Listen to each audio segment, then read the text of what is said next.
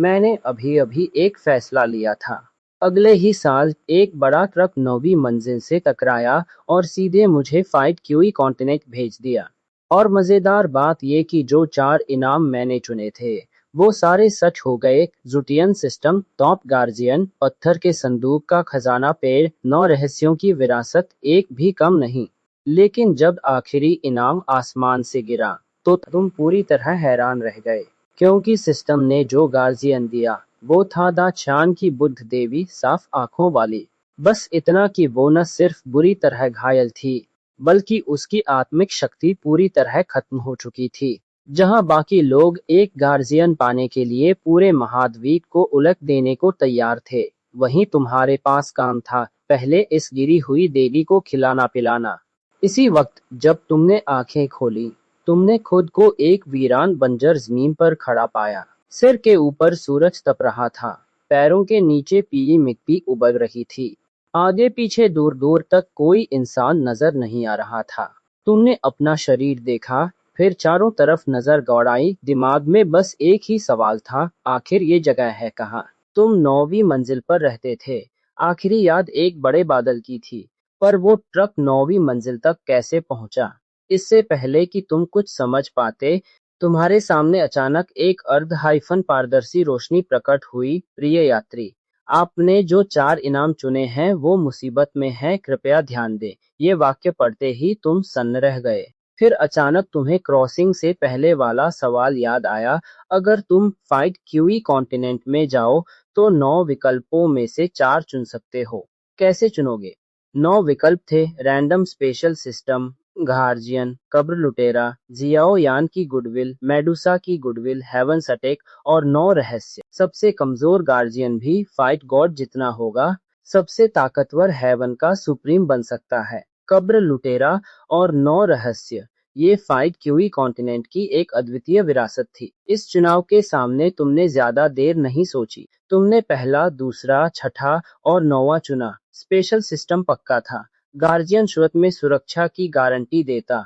कब्र लुटेरा और 9 रहस्य आक्रमण और बचाव दोनों को पूरा कर। हाँ, कब्र लुटेरा और गार्जियन दोनों ही एक तरह से उधार थे।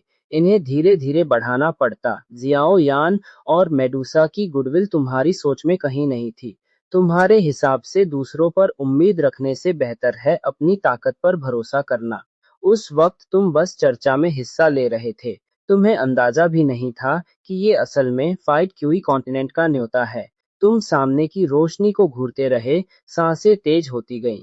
अगर ये सच में फाइट क्यूई कॉन्टिनेंट है, तो तुम्हारे चुने चारों इनाम अब हकीकत बनेंगे। अगले ही पल स्क्रीन पर लिखावट बदलने लगी। पहला इनाम सफल, बधाई हो, आपको मिला विशेष system god body. God body शब्द 3 बार दिखा। तुम खुश होने की बजाय अनजाने में घबरा गए। आखिर दुनिया में गॉड किंग कहलाने वाले तो बहुत हैं, कहीं जो सिस्टम मिला वो तुम्हारी सोच से अलग न निकले और रैंडम इनाम बदलने का मौका न मिले। लेकिन तभी एक गर्म और शक्तिशाली शक्ति तुम्हारे शरीर में समा गई। वो शक्ति एक साफ झरने की तरह तुम्हारी नसों में तेजी से बहने लगी। हड्डियां, अंग ठंडे पड़ गए, पुराना शरीर बदलने लगा। तुम्हारा शरीर धीरे धीरे क्रिस्टल जैसा होता गया। खून मानो शुद्ध भूत धूल की धारा में बदल गया। खून लगातार एक मजबूत स्रोत में समाता गया और शरीर से सुनहरी रोशनी निकलने लगी। चौंधियाने वाली नहीं, बल्कि एक शुद्ध पवित्र आभा वाली। आसपास की गर्मी पल भर में गायब हो गई। तुमने आंखें बंद कर लीं। हर कोने से शरीर के नए बनने का एहसास साफ महसूस हो रहा था। पता नहीं कितनी देर बीती, आखिरकार वो शक्ति शांत हुई। जब तुमने आंखें खोली तो उनकी गहराई में एक चमक थी। हाथ उठाया, इस शरीर में छिपी आत्मिक शक्ति साफ महसूस हुई। यहाँ तक कि चेहरा भी गॉड किंग बॉडी के स्रोत के असर से भरा पूरा दिखने लगा। अब तुम पक्के तौर पर जान गए, यह शुद्धतम पहली पीढ़ी की गॉड किंग बॉडी थी। शायद मूल दुनिया में यह अकेली ताकतवर प्रणाली न हो, पर फाइट क्यूई कॉन्टिनेंट में इसकी संभावना बयां नहीं की जा सकती। यहाँ तक कि भविष्य में दा छान की दुनिया में जाने पर भी शायद सिर्फ शीर्ष गॉड मेरिडियन ही तुम्हारा मुकाबला कर पाए। अभी तुम गॉड किंग बॉडी की ताकत ठीक से समझ भी नहीं पाए थे कि दूसरा संकेत आ गया। छठा इनाम सफल, बधाई हो, आपको मिली 10 भाइयों की विरासत, दिव्य प्राचीन खजाना वृक्ष। 9वां इनाम सफल। बधाई हो, आपको मिली 9 रहस्यों की विरासत। रहस्य का शब्द। ये दोनों विशाल विरासतें एक साथ दिमाग में तैरने लगी। अनगिनत ताओ और साधना की समझ लगातार उभरती गई, पर तुम्हें कोई उलझन महसूस नहीं हुई। जैसे अंधेरे में कोई शक्ति उन रहस्यमयी बातों को सीधे तुम्हारी याद में बिठा रही हो। दिव्य प्राचीन खजाना वृक्ष 10 भाइयों में से एक से आया था। यह कबीला जन्म से ही समय और अंतरिक्ष के करीब था। बायां हाथ स्थान तोड़ता, दायां हाथ समय तोड़ता। न सिर्फ समय स्थान पर नियंत्रण, बल्कि शरीर की ताकत भी बेहद प्रचंड। और डो जिमिंग का दावा था कि फाइट क्यूई कॉन्टिनेंट पर हर तरह की मार्शल आर्ट विकसित की जा सकती है। चरम तक साधने पर यह सर्वोच्च दिव्यास्त्र की शक्ति तक की नकल कर सकती है। तुम्हें जल्द ही एहसास हुआ, तुम्हें रैंडम में मिली ये दोनों विरासतें लगभग एक परफेक्ट तस्वीर बना रही थीं। दिव्य प्राचीन खजाना वृक्ष तुम्हें दुनिया के सबसे कठिन समय स्थान की महारत देता, और डो जिमिंग ने फ्रंटल तकनीक को चरम तक सुधारा हुआ था। अगर तुम सच में बड़े हुए, तो चाहे कोई सामंती या मार्शल आर्ट न भी हो, तुम इस महाद्वीप पर एक बिल्कुल अलग राह चल सकते थे। 3 इनाम लगातार बढ़ते गए। अब तुम्हारी नजर आखिरी वाले पर टिक गई। सिस्टम और दिव्य वृक्ष को अभी साधना बाकी था, पर एक कमजोर स्तर का गार्जियन सीधे शुरुआत बदल सकता था। अगर किस्मत अच्छी हुई और कोई होली एम्परर निकल आया, तो जियामा एम्पायर तो छोड़ो, पूरा फाइट क्यूई कॉन्टिनेंट भी हिल जाए तो कोई तुम्हें नुकसान नहीं पहुंचा सकता। स्क्रीन पर लिखावट फिर चमकी। दूसरा इनाम फूटने लगा है। मैं तुम्हारे लिए एक गार्जियन भेज रहा हूँ। तुम अभी शब्द का मतलब समझ भी नहीं पाए थे कि सिर के ऊपर से एक धीमी चटकने की आवाज आई। तुमने बेसाख्ता ऊपर देखा। पूरे आसमान में एक रहस्यमयी दरार दिखी। दरार नंगी आंखों से दिखने वाली रफ्तार से फैलती गई और पल भर में एक काला शून्य बन गया। पर तुमने अभी अभी सिस्टम अपनाया था, साधना की असली शक्ति अभी हासिल नहीं की थी। हरकत धीमी रही। अंतरिक्ष पूरी तरह टूट गया और एक सफेद नीली आकृति उस शून्य से गिरी, सीधे तुम्हारे ऊपर। तुम सिर्फ हाथ उठा ही पाए। अगले ही पल उस आकृति ने तुम्हें पीछे धकेल दिया। पीठ से हल्की खून की गंध आई। तभी पता चला, आसमान से गिरी वो एक स्त्री थी, बेहोश। 3000 हरे बाल सिर पर बिखरे, माथे पर सुनहरा निशान, चेहरा सफेद, हल्की धूल से सना। सफेद नीले लंबे परिधान पर सुनहरी रेखाएं उकेरी हुई। बेहोश होकर भी उसमें एक ऐसा कुलीन और ठंडा तेज था जो आम लोगों में नहीं होता। मानो वो कोई रहस्यमयी घटना हो जो 9 आसमानों में होनी चाहिए थी। तुम उससे दूर हटने की कोशिश करते हो। सामने की रोशनी आखिरी पंक्ति दिखाती है, तुम्हारी यात्रा शुभ हो। हम फिर मिलेंगे शिखर पर। रोशनी तेजी से धुंधली होकर गायब हो गई। तुम अलविदा शब्द को घूरते हुए सोचते हो, शायद जब तुम सच में फाइट क्यूई कॉन्टिनेंट के शिखर पर पहुंचोगे, तो वो रहस्यमयी शक्ति फिर सामने आएगी। पर अभी इस बारे में सोचने का वक्त नहीं। तुम नीचे देखते हो, अभी अभी मिले गार्जियन को ध्यान से देखते हो। उसकी सांसें बहुत कमजोर हैं, शरीर पर हल्की खून की गंध अब भी है, साफ है। अंतरिक्ष पार करने से पहले वो बुरी तरह घायल हो चुकी थी। पर जितना तुम उसे देखते हो, उतना ही उसका परिधान और तेवर जाना पहचाना लगता है। सुनहरा निशान, सफेद नीला लंबा परिधान, चेहरे पर हल्की रेत, और वो ठंडा तेज। आखिरकार दिमाग में एक नाम उभरता है। तभी वो बेहोश स्त्री जाग जाती है। क्रिस्टल जैसी आंखें धीरे धीरे खुलती हैं। शुरुआती उलझन के बाद वो तुरंत अपने कमजोर शरीर को संभालते हुए सतर्क हो जाती है। उसे याद आता है, पहले स्तर को तोड़ने की कोशिश में वो अंधाधुंध आगे बढ़ी। आखिर में न सिर्फ वो टूट नहीं पाई, बल्कि उसकी आत्मिक ऊर्जा पूरी तरह बिखर गई। उस विशाल हलचल ने बड़ी तादाद में आत्मिक जीवों को हमले के लिए खींच लिया। उसे लगा था कि अब मौत तय है, तभी आखिरी पल एक अचानक शून्य दरार ने उसे निगल लिया।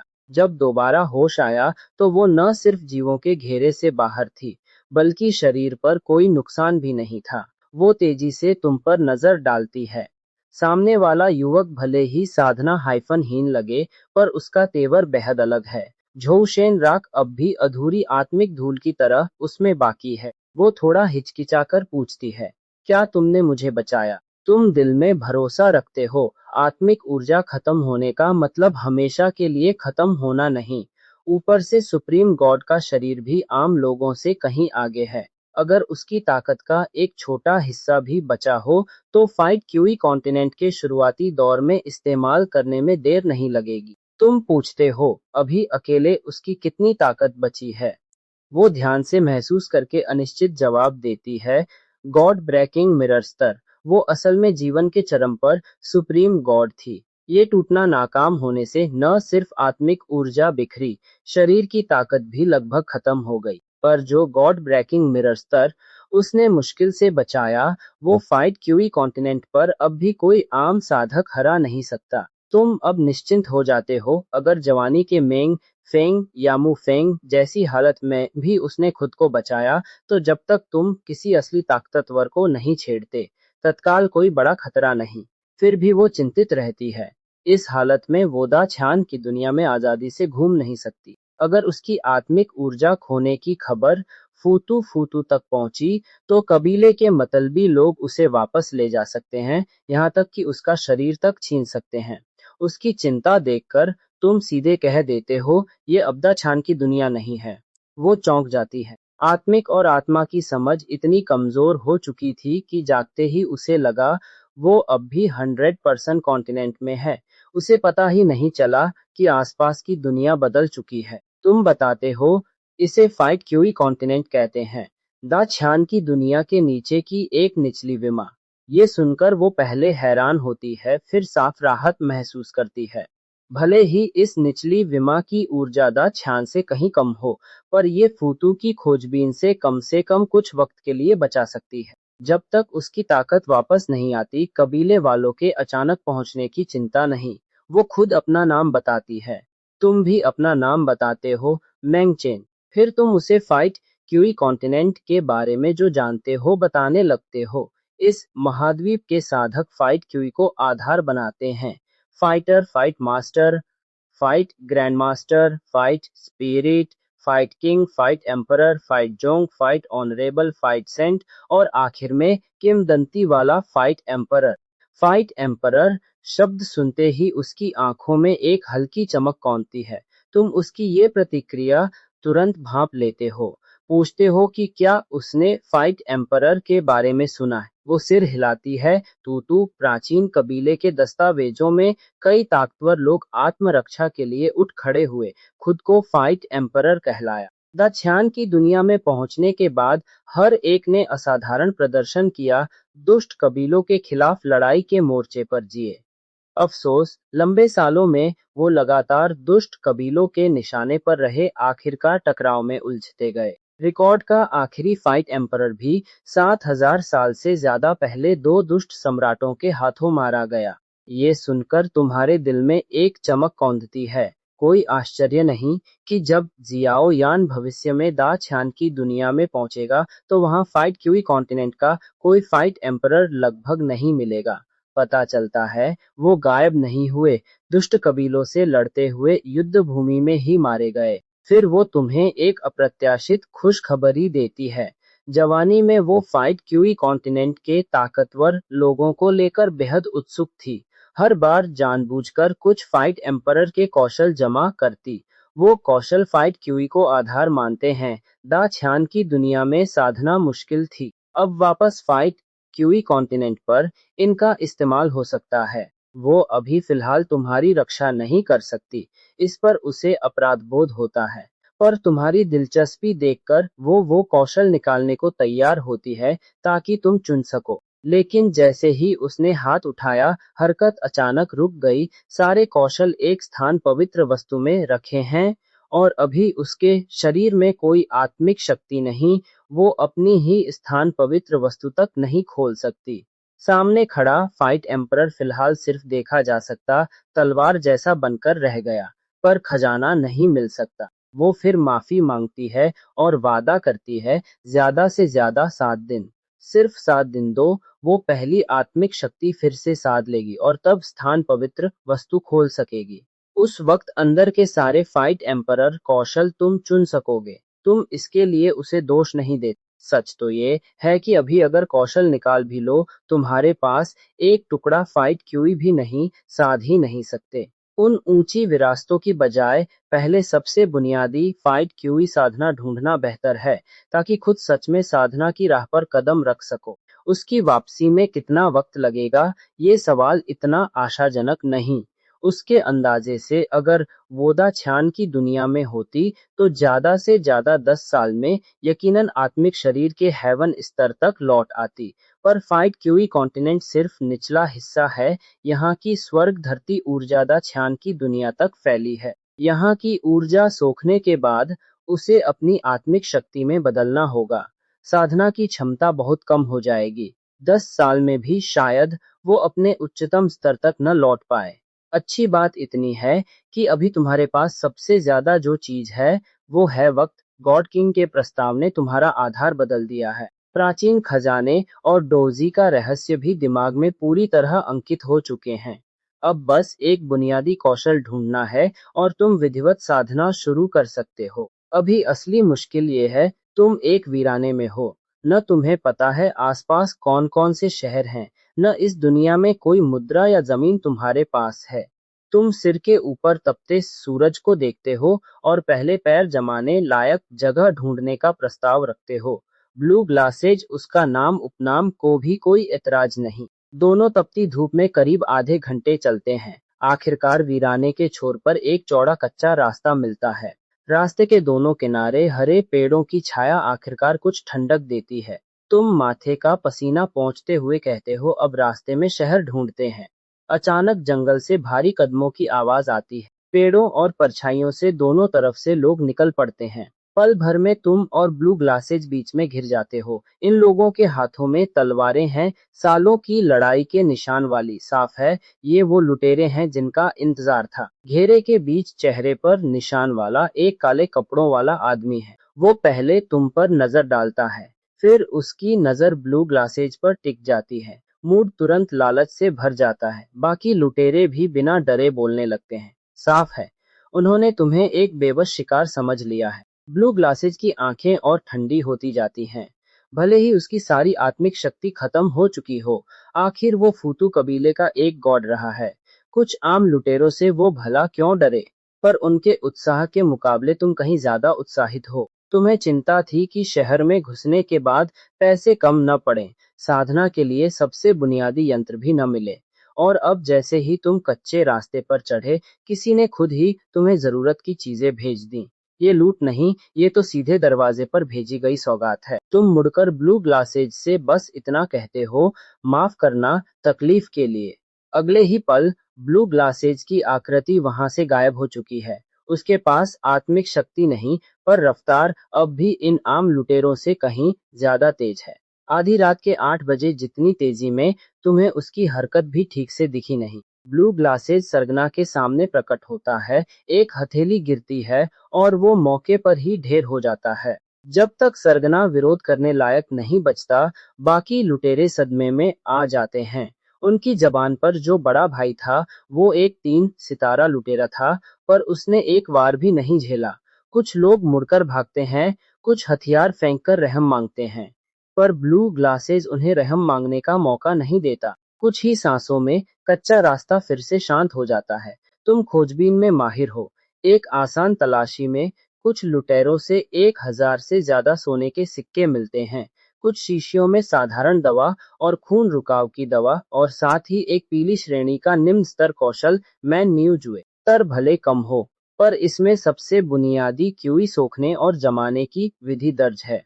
ब्लू ग्लासेज के स्थान वस्तु खुलने से पहले ये तुम्हें साधना का पहला कदम उठाने में काफी मदद देगा। सोने के सिक्के, इलाज की दवा, बुनियादी कौशल, सब कुछ मानो सजा सजाया मिल गया। तुम उस सौगात को देखकर आखिरकार समझते हो कि बेवफा और नाशुक्रा होने का क्या मतलब है।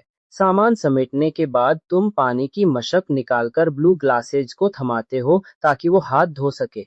दोनों वहां रुकते नहीं, फिर से कच्चे रास्ते पर आगे बढ़ जाते हैं। 1 और घंटा बीतता है।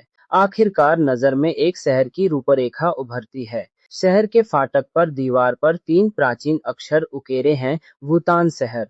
ये नाम देखकर तुम्हारी नजर थोड़ी तिरछी हो जाती है। फाइट क्यूई की राह पर पड़ने वाला ये शहर कोई पवित्र भूमि नहीं, पर वुतान शहर वो जगह है जहाँ से पूरी कहानी असल में शुरू होती है। जियाओ यान, जियाओ शुनैर, याओ लाओ, वो शादी का अनुबंध, बहुत से लोग और घटनाएं जो महाद्वीप के भविष्य के ढांचे को प्रभावित करेंगी, यहीं एक हाइफन एक करके सामने आएंगी। बस एक बात तय नहीं, तुम अभी किस साल में पहुंचे हो? क्या जियाओ यान छत से घाटी की तलहटी में गिर चुका है? क्या याओ लाओ जाग चुका है? क्या नालान यानरान जियाओ परिवार से रिश्ता तोड़ने पहुंच चुकी है? तुम दिल में ये सवाल दबाए ब्लू ग्लासेज के साथ शहर में दाखिल होते हो। शहर वीराने से कहीं ज्यादा जीवंत है। सड़कों पर दुकानें भरी हैं, औषधियां, जादुई डिब्बे, हथियार और जानवर, पर्वतों से आई तरह तरह की सामग्री हर तरफ नजर आते हैं।